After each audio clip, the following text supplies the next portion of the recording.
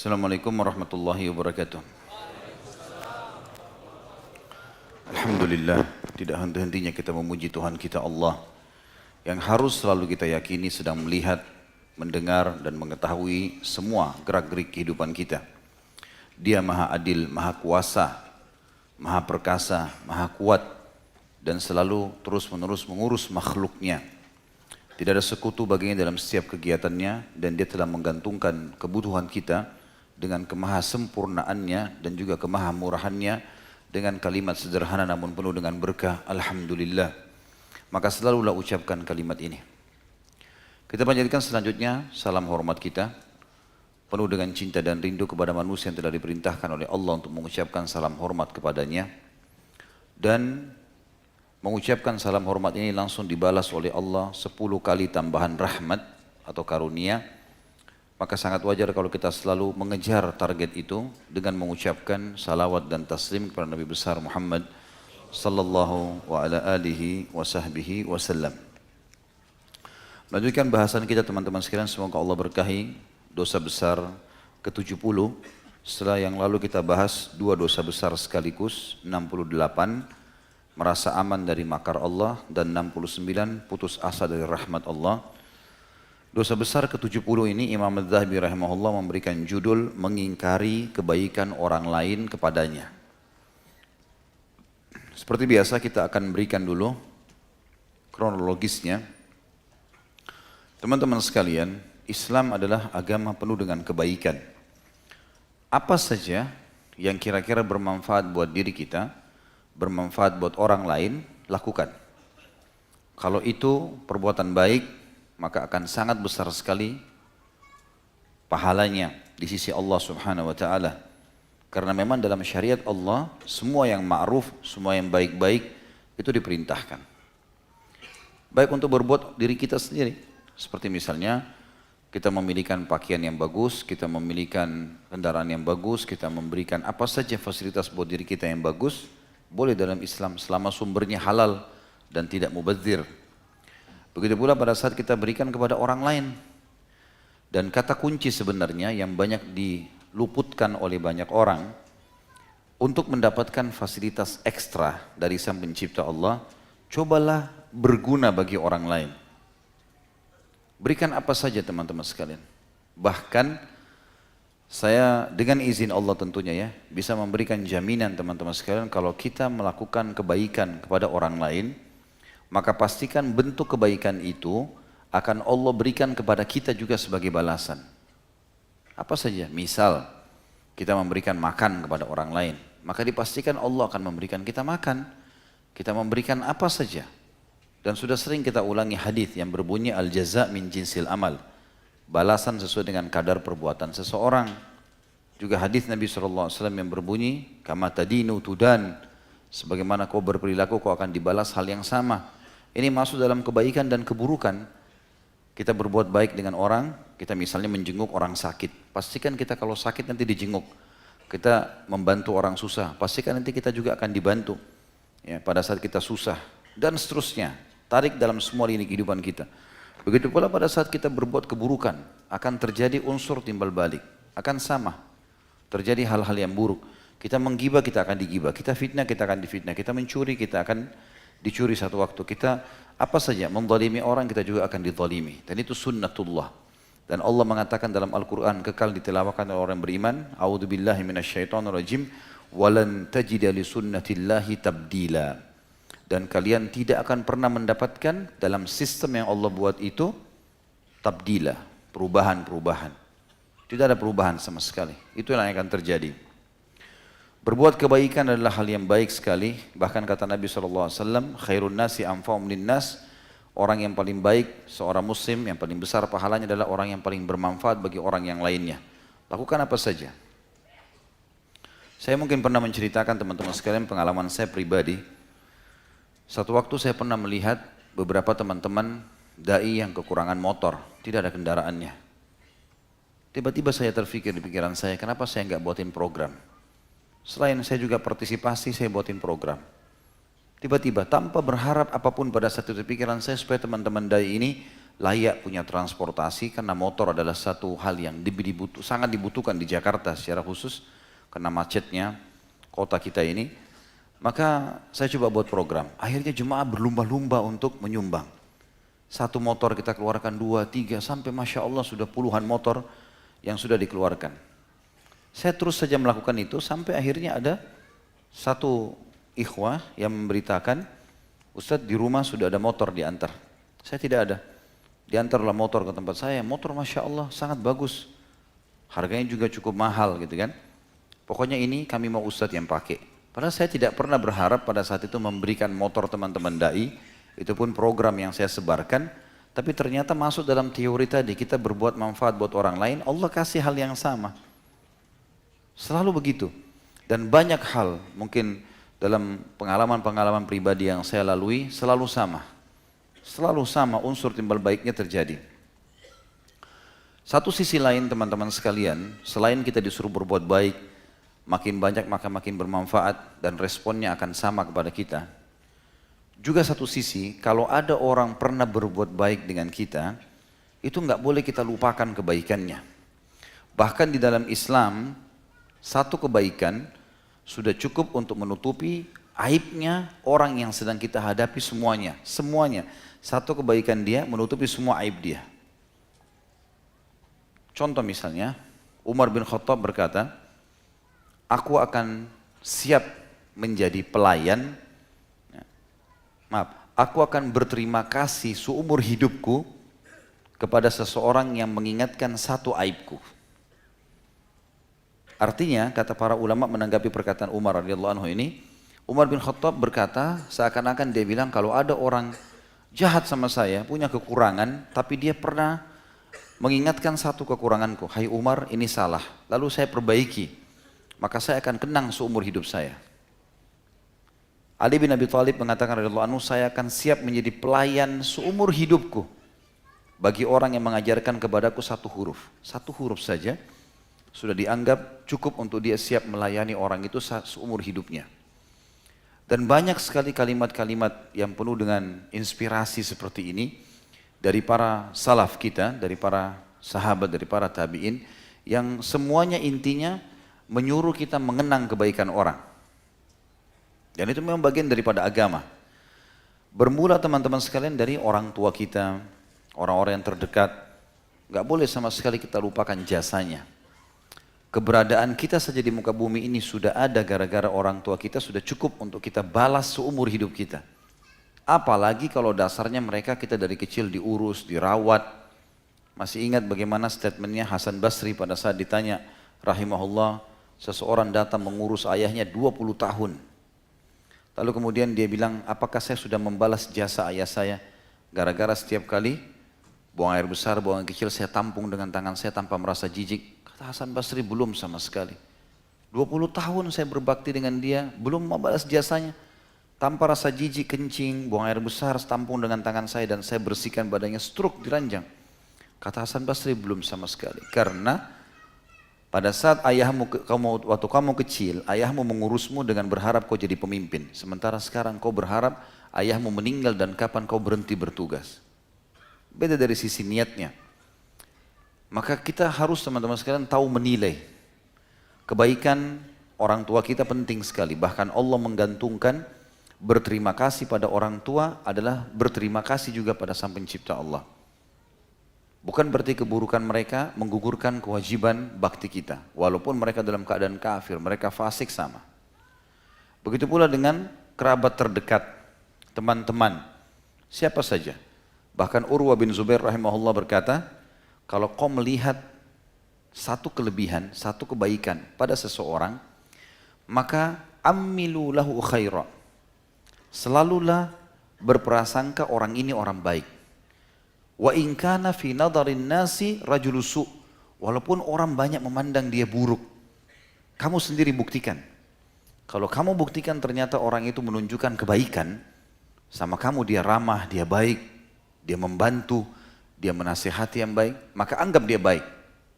Selesai.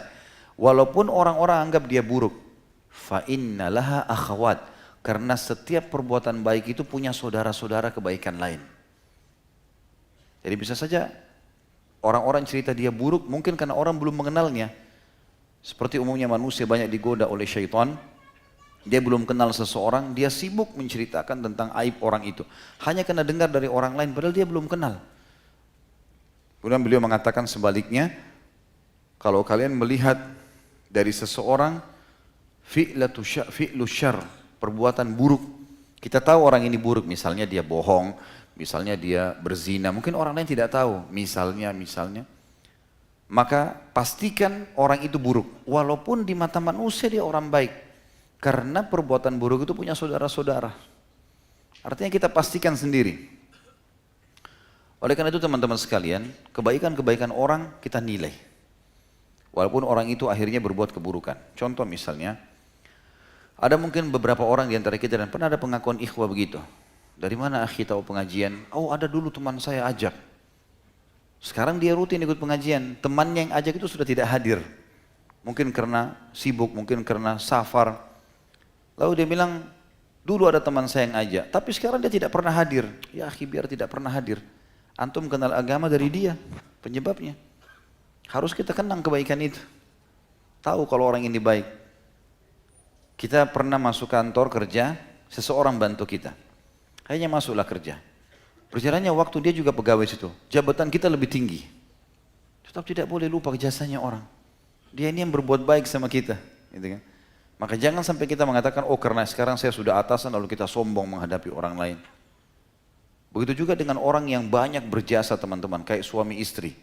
Akhwat kita di belakang sana bertakwa kepada Allah. Berapa banyak jasa suami yang sudah dilakukan. Ternaungnya dari panas dan dingin dengan rumah walaupun cuma kontrak. Berapa kali lapar kita dihilangkan, haus kita dihilangkan, kebutuhan hajat kamar mandi kita. Bayangkan kalau kita tidak ada suami misalnya. Yang selama ini mungkin banting tulang, mereka bekerja, berusaha. Kita harus pindah sana sini kontrak. Kalau malam tidur belum tentu merasa aman. Mungkin kadang-kadang teman-teman maaf saya bahasakan begini supaya contohnya jelas. Kita butuh mau buang air besar, buang air kecil. Dan kita harus antri di kamar mandi di luar sana. Betapa rumitnya. Apalagi kalau kita masuk digedor-gedor untuk cepat-cepat. Ini di rumah disiapin walaupun rumah kontrakan bebas menyelesaikan itu. Berapa tahun suami berbuat baik? Karena itu hal yang luar biasa. Mesti tahu berterima kasih. Sampai Aisyah berkata radhiyallahu anha, hai para wanita, kalau seandainya kalian tahu hak suami kalian dari kalian yang Allah tentukan, maka niscaya kalian akan mengambil debu telapak kaki suami kalian dan kalian letakkan di pipi kalian. Dan seorang wanita datang mengatakan, ya Rasulullah, saya mau nikah, tapi saya mau tahu dulu apa hak suami saya, supaya saya tahu bagaimana saya berbakti nanti. Kata Nabi SAW, kalau dada suamimu luka dan bernanah, lalu kamu bersihkan dengan lidahmu, maka kau belum bisa membayar jasanya. Karena dia orang asing. Seseorang antara kita laki-laki di sini, bekerja banting tulang, kerja dari pagi, pulang malam, macet, panas, hujan. Gitu kan? Mungkin teman-teman yang naik motor merasakan kadang-kadang kita lagi jalan, tiba-tiba hujan deras, basah kuyup. Istri di rumah tinggal tunggu. Kan gitu. Berarti ada pengorbanan yang luar biasa gitu kan. Baik, supaya adil saya juga kasih lawannya. Ya. Sama juga. Akhwat juga begitu. Ikhwat juga di sini begitu. Siapa kita teman-teman sekalian tidak kenal sebelumnya istri kita, berapa kali dia masakin kita masakan kesukaan kita? Berapa kali pakaian kita dicuciin, kita buka almari sudah siap? Berapa kali dia sambut kita dengan rumah yang bersih dengan senyumannya? Antum tahu, satu kali orang berzina di sana berapa juta dia harus bayar dengan pelacur? Wa na'udzubillah. Berapa kali istri kita menjadi tempat pelampiasan kita dan kita aman dari dosa? Kenapa banyak orang jadi suami istri nggak pernah bilang terima kasih? Sulit rasanya mengucapkan terima kasih pada suaminya atau pada istrinya. Kenapa? Kenapa nggak ucapkan jazakallahu khairan, jazakillahu khairan? Saling ucapkan itu. Supaya kita masuk dalam kategori tahu kadar kebaikan orang gitu kan. Ini penting untuk digarisbawahi. Tadi sudah kita jelaskan orang tua sama anak, anak sama orang tua juga begitu, pasangan suami istri, teman sama temannya harusnya. Dan sebaliknya teman-teman, siapa saja yang tidak tahu menilai kebaikan orang, dosa besar. Itu bahasan kita. Ada orang subhanallah, sudah sekian tahun orang itu berbuat baik sama dia, dilupain. Bahkan kasar, Dulu waktu masih susah minta-minta duit. Begitu berhasil jadi masalah. Saya hadapi masalah sendiri teman-teman sekalian. Ada satu orang, semoga Allah beri hidayah. Waktu dia awal balik di Indonesia, sekolah dari Timur Tengah. Sering datang ke saya, datang ke restoran, duduk ngobrol, minta nasihat, bertukar pengalaman masalah dakwah. Saya berikan masukan, begini akhi, begini akhi, begini akhi. Berjalanlah waktu, mulai berjalan. Lama-lama, subhanallah, mulai menciut. Dia mulailah mencuat, maksud saya, mulai dikenal, gitu kan. Tiba-tiba saya dengar informasi, dia memburuk-burukkan saya gitu ya. Entah bahasa-bahasa yang saya lihat tidak santun. Baiklah, bagi saya teori syar'i jelas. Al-jaza' min jinsil amal. Berjalan waktu, kata-kata yang kurang nyaman, kurang baik. Ada penganggapan remehan ya gitu ya. Subhanallah, berjalan waktu hilang semuanya. Allah subhanahu wa ta'ala buat akhirnya dia sendiri terkucil, punya masalah dan banyak hal yang dihadapi. Hati-hati teman-teman, kita sedang bermuamalah dengan Sang Pencipta Allah yang maha adil, maha melihat. Jangan main-main. Orang yang di depan kita ini semua hanya Allah yang ciptakan dan lahirkan, ada variabel di situ. Jangan lihat istri kita, jangan lihat suami kita, jangan lihat orang tua, jangan lihat anak, jangan lihat teman. Lihat siapa yang sedang kita hadapi. Makanya pepatah bahasa Arab yang sangat jelas dinukil oleh para ulama, jangan kau lihat kadar pelanggaranmu, tapi lihat siapa yang sedang kau langgar. Kalau kita cuma melihat nilai dosa kita, oh cuman ini, cuma lihat, cuma ucap, cuma dengar, itu yang kita nilai, kita akan anggap remeh semua dosa. Tapi lihatlah siapa yang sedang kau maksiati, siapa yang sedang kau langgar itu. Sang Pencipta Allah. Dan Allah itu maha penyayang, tapi juga maha berat siksaannya. Kan gitu. Jadi harusnya kita harus paham teman-teman sekalian.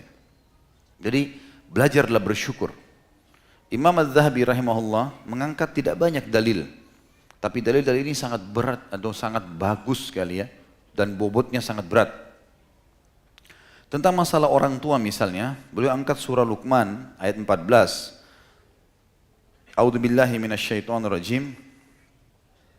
Anishkur li wali walidayka. Al-ayah. Bersyukurlah kepadaku kata Allah, selalu bersyukur, alhamdulillah, alhamdulillah, supaya Allah tambah. Dan juga Allah hubungkan antara syukur kepadanya dan kepada kedua orang tuamu. Selalu bilang terima kasih ayah, terima kasih ibu. Walaupun kita merasa mungkin ada yang kurang dari jasa mereka, tidak apa-apa. Mereka ucapkan doa sekali saja sudah alhamdulillah, kita harus terima kasih. Begitu pula dengan umumnya orang, pasangan suami istri misalnya, atau umumnya bermuamalah dengan orang lain, kata Nabi SAW dalam hadis diangkat oleh Imam Az-Zahabi, diriwayatkan oleh Abu Dawud dalam kitab Adab. Bab syukur al-ma'ruf nomor 4811, Imam Tirmidzi dalam kitab Bir Wassila nomor 1955, dan Tirmidzi mengatakan hadis ini hasan sahih, dan juga diriwayatkan Imam Ahmad dalam kitab Musnad jilid 2 nomor 258, 259, 303, 388, 461 dan 492, dan juga Imam Bukhari menyebutkan dalam kitab Asy-Syurb wal Musaqah. Ini disebutkan sampai situ tadi ya, sampai Musnad Imam Ahmad. Riwayat Imam Bukhari hadis setelahnya. Yang artinya Rasulullah SAW bersabda, la yashkurullah man la yashkurun nas. Tidak akan dihitung seseorang itu bersyukur kepada Allah yang merupakan pipa penyambung agar nikmat bertambah dari Sang Pencipta Allah. Tanda kutip di sini bahasanya. Tidak bersyukur kepada Allah orang yang tidak bersyukur dan berterima kasih kepada manusia. Biasakan ucapkan. Walaupun anak kita, ambilin gelas, ambil air, jangan karena anak tidak terima kasih. Dan juga usahakan teman-teman sekalian kalimat yang kita ucapkan ini adalah kalimat yang baik. Misal jazakallahu khairan. Ya. Sebab kata Nabi SAW, kalau kalian diberikan ma'ruf, diberikan kebaikan, maka balas yang sama, yang seimbang. Kita dikasih makanan, balas makanan. Kita dikasih pakaian, kasih pakaian. Kalau kalian tidak temukan yang seimbang, maka ucapkan jazakallahu khairan. Semoga Allah balas anda dengan kebaikan, maka itu sudah membalas semua kebaikannya. Ucapkan kalimat ini kepada anak, kepada pasangan, kepada orang tua. Biasakan ucapkan itu. Kalimat apa saja. Juga dalam dalil yang lain, dan hadis ini disebutkan atau dari beberapa kaum salaf yang berkata, kufranun ni'mati minal kabair wa syukruha bil mujazati aw bid du'a. Kufur nikmat adalah termasuk di antara dosa-dosa besar. Kufur nikmat artinya tidak mensyukuri, dan berterima kasih adalah dengan membalasnya atau dengan berdoa untuknya. Jadi minimal kita ucapkan doa, minimal sekali. Dan ini sangat baik teman-teman sekalian. Dan cukup banyak hadis Nabi SAW yang membahas tentang pentingnya kita membalas kebaikan orang dengan kebaikan. Dan sebaliknya larangan sangat tegas seseorang itu tidak membalas kebaikan orang lain. Banyak kisah salafus saleh yang berhubungan dengan masalah ini. Ulama-ulama kita selalu saja mereka keluar mendatangi rumah orang yang dianggap itu orang pernah berbuat jasa. Puncaknya adalah Rasulullah SAW. Semua sahabat yang berbuat baik pada beliau dihormati, selalu dikenang, selalu dikatakan si fulan pernah membantu saya, si fulan pernah membantu saya. Sampai dulu sahabatnya Khadijah saja yang sering datang di rumah Nabi SAW pada saat masih hidup bersama Khadijah. Begitu datang ke rumah Nabi SAW di Madinah, Nabi sambut dengan mulia. Dan Nabi mengatakan orang ini sering mendatangi kami dulu. Jadi ini penting sekali teman-teman sekalian untuk menjaga kebaikan-kebaikan yang kita lakukan. Ya. Atau kebaikan-kebaikan yang orang lain lakukan supaya kita nilai. Ini dosa besar yang ke-70. Nanti tentu kalau ada pertanyaan berhubungan dengan ini sih dicatat berhubungan dengan masalah ini. Kita masuk dosa besar ke-71, menahan kelebihan air. Juga salah satu kebaikan yang bisa kita lakukan substansialnya adalah memberi makan dan minum. Dan ini ibadah yang besar sekali pahalanya. Besar sekali pahalanya.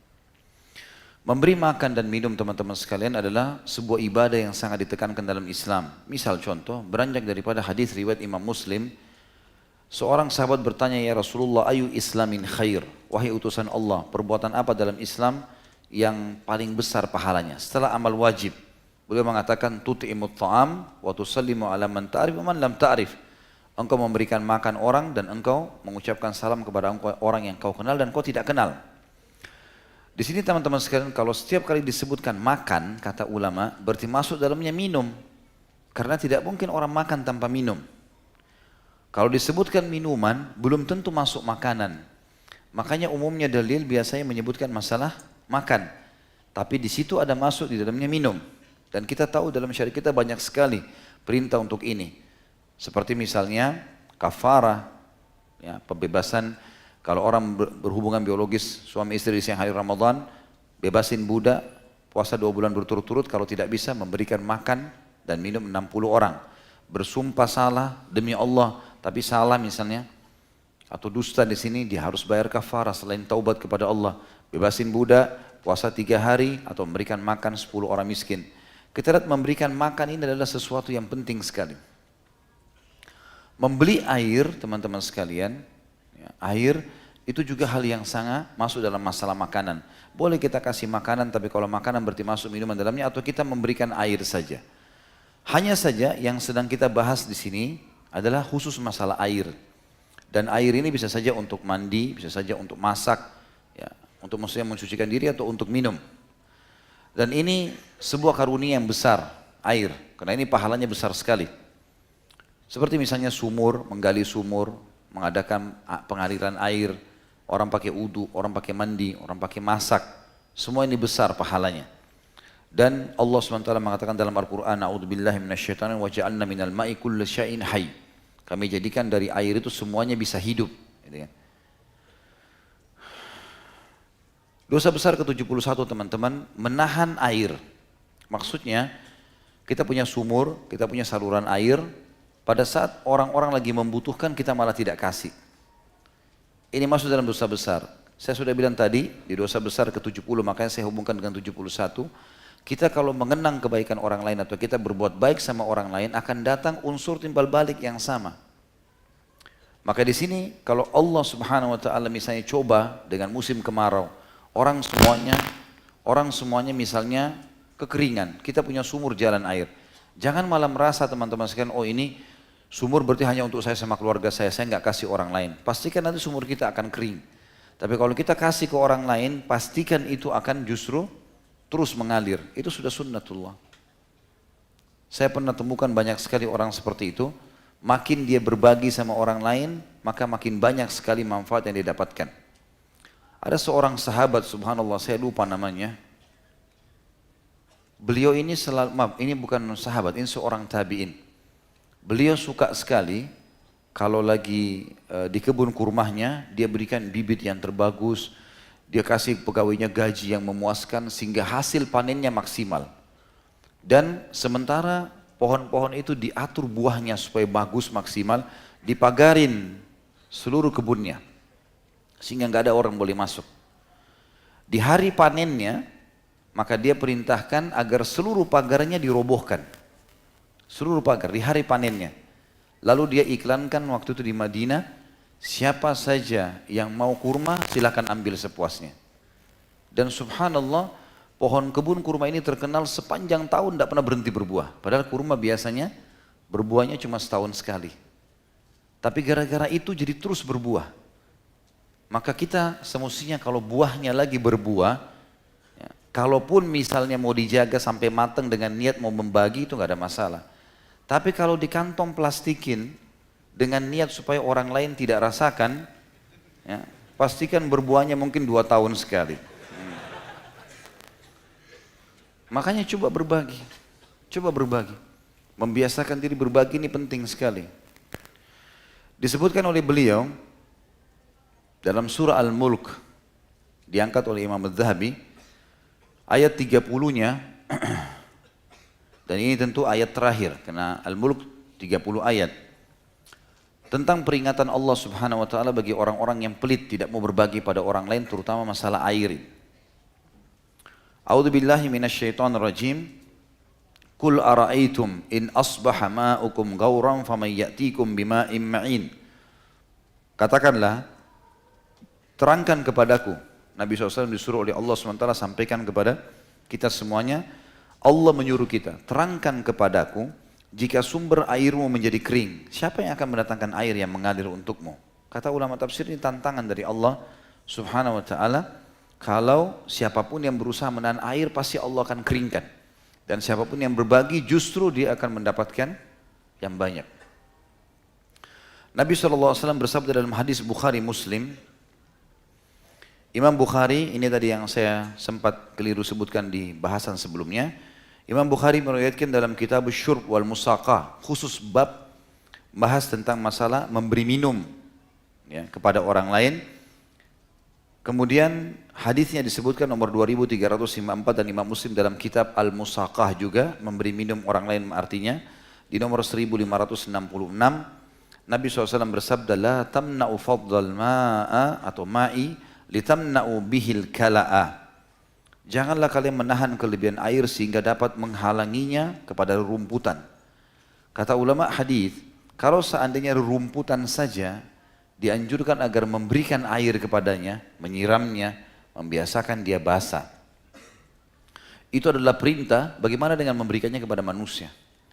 Kita juga sudah tahu hadis Bukhari tentang ada orang dulu di Bani Israel, pada saat dia turun ke sumur, kemudian dia haus, lalu kemudian dia keluar, dia lihat ada anjing yang lidahnya sudah sampai ke tanah. Sebuah riwayat menjelaskan di lidahnya melekat banyak tanah karena hausnya. Lalu dia berkata, sungguh anjing ini telah tertimpa kehausan seperti aku. Dia turun, sepatunya diisi dengan air, lalu dia gigit sepatu tersebut, lalu dia berusaha manjat dari sumur tadi dengan kedua tangan dan kakinya. Begitu dia keluar, dia minumkan air tersebut kepada anjing, maka Allah membalasnya dengan memasukkannya ke dalam surga. Ada juga seorang wanita pelacur, disebutkan dalam sebuah hadis yang sahih, yang memberikan minum kepada seekor anjing, lalu Allah maafkan kesalahannya semua gara-gara perbuatan tersebut. Padahal anjing, teman-teman, hewan yang najis, kita tahunya. Gak boleh dimakan dagingnya, air liurnya kalau kena kita najis. Tapi ternyata memberikan minum kepada dia saja sudah berpahala.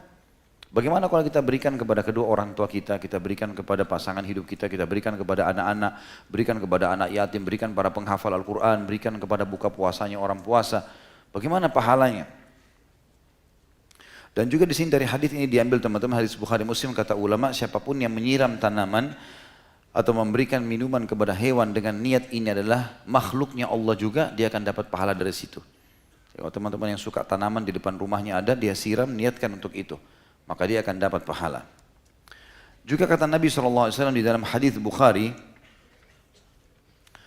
Imam Bukhari meriwayatkan ini dalam kitab Syurb wal Musaqa di nomor 2354. La tabi'u fadlal ma'. Janganlah kalian menjual kelebihan air atau air yang lebih. Dan juga ini disebutkan dalam hadis atau dalam lafaz yang lain, la tamna'u. Janganlah kalian menghalangi. Dalam riwayat Imam Muslim dalam kitab Al-Musaqah di nomor 1566 lafadznya, la yuba'u fadlal ma'i liyuba'a bihil kala'ah. Tidak boleh kelebihan air dijual agar tidak timbul kesan bahwa rumputan itu dijual. Nanti saya jelaskan maknanya. Yang dimaksud dengan hadis ini teman-teman sekalian adalah bukan berarti tidak boleh menjual air. Sebagaimana sekarang banyak orang menjual air mineral. Tapi yang dimaksud adalah, kata ulama hadis, kalau seandainya terjadi kemarau, lalu seseorang kebetulan tadi saya kasih contoh punya sumur dan dia punya air banyak, dia menunggangi keadaan supaya orang-orang membeli. Dalam keadaan betul-betul orang perlu. Beda kalau semuanya orang mampu. Kayak sekarang Masya Allah di Indonesia dengan beragam macam cobaan yang sedang ada, tapi Allah mudahkan, kita mudah mendapatkan air di sana sini. Bahkan di depan rumah kita menggali untuk sumur bor pun kita bisa dapatkan air. Seketika dengan luar biasa Allah keluarkan, bahkan airnya bersih, layak untuk diminum misalnya. Maka kalau zaman seperti itu tentu tidak ada hubungannya. Tapi yang dimaksud sini adalah kalau seandainya orang lagi butuh sekali, kemudian dia menahan airnya. Itu yang dilarang dalam hadis tadi. Yang dilarang transaksikan itu. Tapi kalau seperti sekarang, ada air banyak, orang bisa mendapatkan. Tapi orang mau mencari kualitas yang lebih bagus, itu nggak ada masalah. Tidak ada larangan dalam masalah itu. Hadis selanjutnya dari Amr bin Shu'aib, dari bapaknya, dari kakeknya, dari Nabi SAW. Dan hadis ini hadis sahih riwayat Imam Ahmad di jilid 2 nomor 179, 183 dan 221, dan disahihkan oleh Syekh Al-Albani dalam silsilah hadis sahihah di nomor 1422. Nabi SAW bersabda, man mana'a fadlal ma'i au fadla kalaihi mana'ahu Allahu fadlahu yaumal qiyamah. Barang siapa menahan kelebihan air yang dimilikinya dan kelebihan untuk rumputnya, niscaya Allah akan menahan kemurahannya pada hari kiamat. Artinya dia punya air melimpah di rumahnya, tapi tanaman depan rumahnya tidak pernah disiram, dibiarkan saja. Dia tidak pernah memberikan air itu kepada orang lain, sementara mungkin orang butuh atau makhluk Allah yang lain butuh. Maka Allah pun akan menahan untuknya karunia-Nya pada hari kiamat. Sebagai penutup dalam bahasan kita, dua hadis yang terakhir adalah hadis muttafaqun alaih, riwayat Bukhari Muslim. Imam Bukhari meriwayatkan dalam kitab Syurb wal Musaqa, masih sama dalam bab memberi minum kepada orang lain. Nomor hadis 2369, Imam Muslim dalam Kitabul Iman, nomor hadisnya 108. Rasulullah SAW bersabda, thalathatun la yukallimuhumullahu wa la yanzuru ilaihim yawmal qiyamati wa la yuzakkihim wa lahum adzabun alim. Rajulun ala fadli ma'in bil falati yamna'uhu ibnas sabil. ورجل بايع الإمام لا يبايعه إلا لدنيا فإن أعطاه منها وفى له وإن لم يؤته منها لم يفي له ورجل باع رجلا سلعة بعد العصر فحلف بالله لا أخذها بكذا وكذا فصدقه وهو على غير ذلك. Ada tiga orang yang mana Allah tidak akan bicara kepada mereka pada hari kiamat, tidak melihat kepada mereka, dan Allah tidak akan mensucikan mereka di timbangan amal. Sudah sering kita jelaskan potongan-potongan hadis seperti ini. Artinya kalau dosanya lebih banyak pun, kalau orang ini berbuat salah satu dari tiga dosa ini, maka mereka tidak akan dimaafkan oleh Allah sehingga masuk ke neraka dulu. Serta bagi mereka siksa yang pedih, artinya akan masuk neraka dulu. Yaitu yang pertama, seseorang yang mempunyai kelebihan air di tanah lapang namun dia menahannya bagi musafir. Jadi di sini kita lihat hadis ini merincikan apa yang kita jelaskan sebelumnya.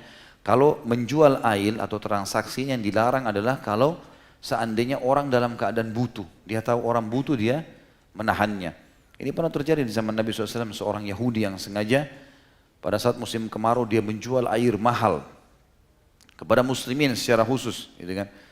Maka Nabi SAW mengatakan siapa yang membeli sumur itu, dia akan masuk surga. Maka Utsman bin Affan pun membeli sumur tersebut dan diwakafkan untuk muslimin. Dan sudah pernah saya ceritakan kisahnya bagaimana sumur itu sampai hari ini masih ada airnya.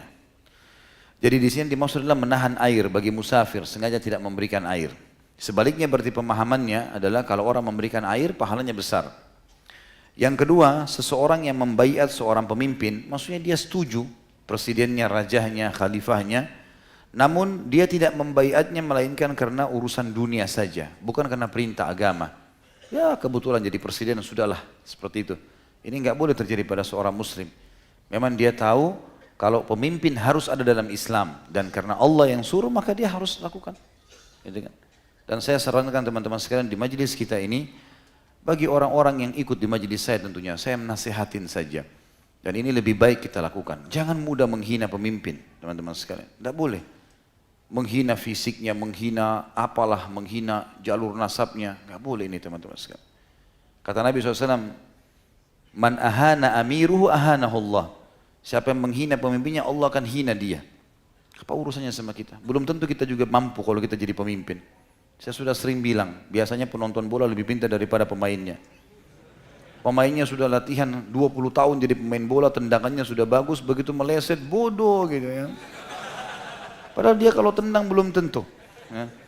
Belum tentu. Sekarang saya tanya teman-teman, kalau yang sudah punya usaha ya, anggap pegawai antum 3 orang atau 5 orang. Betapa rumitnya kita urus mereka, kontrol dia datang jam berapa, dia keluar jam berapa, pekerjaannya sudah selesai atau belum. Bagaimana kalau 10 orang pegawai? Bagaimana kalau 100 orang pegawai? Bagaimana kalau lingkup RT yang mungkin menaungi 200-300 kakak? Bagaimana kalau lingkup camat? Saya pernah duduk dengan seorang camat, saya tanya, Pak, berapa keluarga di bawah naungan Bapak? Dia bilang kurang lebih 3.000. 3.000 kakak di bawah naungan dia. Dia awasin muter-muter. Lebih tinggi daripada itu mungkin ada bupati, ada wali kota. Udah lingkup lebih luas lagi, mungkin puluhan ribu, ratusan ribu rumah. Di atasnya lagi gubernur lebih besar. Bagaimana dengan presiden? Masih syukur presidennya kalau masih bisa senyum. Lah ya, betapa rumitnya urus negara sebesar ini. Lalu antum datang tiba-tiba membicarakan di sebelah got, di warung kopi. Ini orang bodoh, ini orang tidak pintar, ini orang tidak tahu, copot saja. Enak benar memang baju kaos nih. Tidak boleh teman-teman sekalian. Daripada antum bicara tidak benar, doakan kebaikan. Mudah-mudahan Allah berikan kemudahan dia, berikan hidayah, berikan dia mudahin bayar ini, bayar utang. Kita doakan kebaikan. Mestinya begitu. Di sini Nabi SAW mengatakan bahaya ancamannya ya. Ancamannya adalah Allah tidak akan lihat. Allah akan siapkan azab yang pedih. Allah tidak akan bantu dia di timbangan amalnya. Adalah seseorang yang tidak membaiat, tidak menerima pemimpinnya, kecuali karena urusan dunia. Jika pemimpin memberi haknya sebagian dari dunia, maka dia menepati baiatnya. Ya, saya patuh sebagai warga negara karena sudah diterima PNS. Namun jika tidak memberikan dunia, dia melamar nggak bisa, apalah ada 1-2 urusan dia belum selesai, maka dia tidak menepatinya. Nggak bagus nih pemimpin, gitu kan? Ini tentu ancaman ya, artinya azabnya pedih. Lebih baik kita doakan kebaikan. Ini saran. Ya, saya alhamdulillah bicara tentang lingkup hukum syar'i. Saya bukan khusus dengan 1 atau 2 orang pemimpin, karena ini hukum syar'i berlaku sampai hari kiamat. Siapa saja pemimpin kita. Kalau Fir'aun teman-teman sekalian, Fir'aun mengaku Tuhan nih. Ana rabbukumul a'la, saya Tuhan kalian yang paling tinggi. Luar biasa kalimatnya. Apa kata Allah kepada Nabi Musa dan Nabi Harun? Idhaba ila fir'auna wa qula lahu qawlan layyina. Pergilah kalian berdua kepada Fir'aun, ucapkan kalimat yang baik. Fir'aun ngaku Tuhan. Disuruh nasihati baik-baik, Fir'aun jangan, kamu salah. Gitu bahasa. Jadi harusnya kita santun ini ya. Karena perintah Allah, jangan lihat orang di depan kita. Kita bakti sama orang tua kita teman-teman bukan karena orang tua kita, karena perintah Allah untuk itu. Jadi mau orang tua kita jahat, bejat, tidak urus kita dari kecil, nggak ada urusan sama kita itu. Nggak ada urusannya sama sekali. Anak kita lahir cacat, mau apa, mau nakal, anak kita. Allah bebankan hukum padanya. Ada haknya, kewajibannya, kita lakukan itu. Karena Allah SWT, suami istri juga begitu. Dan semua makhluk di depan kita seperti itu. Termasuk pemimpin. Golongan yang ketiga, ini karena terlintas bahasan dalam hadis ini ya, maka saya rincikan. Golongan yang ketiga yang Allah tidak akan lihat mereka pada hari kiamat. Allah tidak akan mengajak berbicara. Allah tidak akan sucikan di timbangan amal. Dan baginya siksa yang pedih adalah seseorang yang menjual satu barang kepada seseorang setelah sholat asar. Kenapa diistilahkan asar teman-teman sekalian? Karena di zaman Nabi SAW, pasar itu akhirnya asar.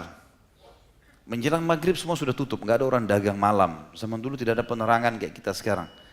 Maka asar itu dianggap waktu terakhir. Artinya di waktu-waktu terakhir transaksi di toko. Seperti itu lah ya. Kalau kita sekarang mungkin jam 9 malam, mungkin masuk di dalamnya. Seseorang yang bersumpah dengan nama Allah, pada saat dia dagang di akhir waktu dagangannya, itu yang dimaksud dengan sholat asar, dia bersumpah atas nama Allah, dia mengambilnya dengan harga segini dan segitu. Lalu dia membenarkannya. Jadi misalnya, oh di toko sebelah lebih murah tuh. Padahal dia belum pernah ke toko sebelah. Saya dapatkan harganya begini, padahal dia tidak. Hanya untuk mendapatkan harga murah. Kalau kita memang mau cari betul harga yang berbeda, nanti ya saya belum bisa transaksi. Misal, itu bagus. Tapi ini tidak boleh. Nah ini 3 golongan yang Allah ancam.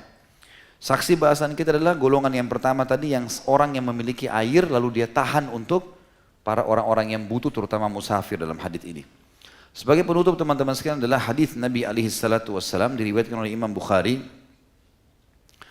Dan lafadznya adalah warajulun mana'a fadla ma fayaqulullahu ta'ala al-yawma amna'uka fadli kama mana'ta fadla ma'in lam ta'mal yadak. Dalam lafadz yang tadi sebenarnya hadis yang 3 golongan itu ada tambahan dalam lafadz Imam Bukhari yang bunyinya, dan seseorang yang sengaja menahan kelebihan air yang dimilikinya, maka Allah akan berfirman kepadanya pada hari kiamat, pada hari ini aku tahan karuniaku untuk kalian atau untukmu, sebagaimana kamu telah menahan kelebihan air yang bukan dari hasil tanganmu. Gak ada hubungannya sama kita, dari mana kita bisa menahan air untuk orang? Air itu Allah SWT yang adakan, maka berbagilah. Makin sering berbagi teman-teman, hati kita makin ringan, dan makin terbuka adalah pintu-pintu rezeki. Saya temukan subhanallah, semua orang yang sukses dari sisi finansial, karena banyak orang berpikir masalah harta, maka kata kuncinya makin sering dia membantu, makin sering royal di jalan Allah, maka makin terbuka rezekinya. Makin dia tahan, maka makin sulit dan akan pas-pasan hidupnya. Oleh karena itu berbagilah teman-teman sekalian, karena ini rahasianya rezeki itu bertambah. Allahu a'lam. Baiklah, mungkin sampai sini teman-teman sekalian, itu saja. Baik, subhanakallahumma bihamdika asyhadu an la ilaha illa anta astaghfiruka wa atubu ilaik. Wassalamualaikum warahmatullahi wabarakatuh.